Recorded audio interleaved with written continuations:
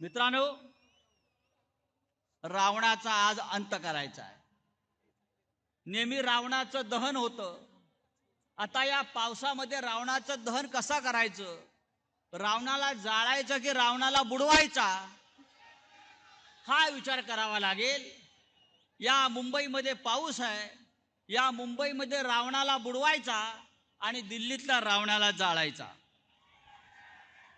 माननीय उद्धव साहेबांनी शस्त्रपूजा केलेली आहे।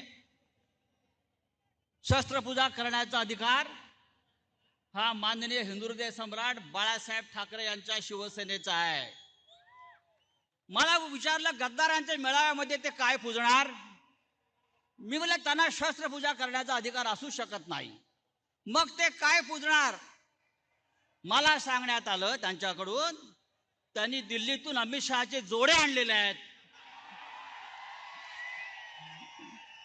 त्यांनी दिल्लीतून अमित शहाच्या चपला आणलेल्या आहेत, जोडे आणलेले आहेत, ते त्यांच्या व्यासपीठावर आहेत आणि त्यांचं पूजन ते करणार आहेत।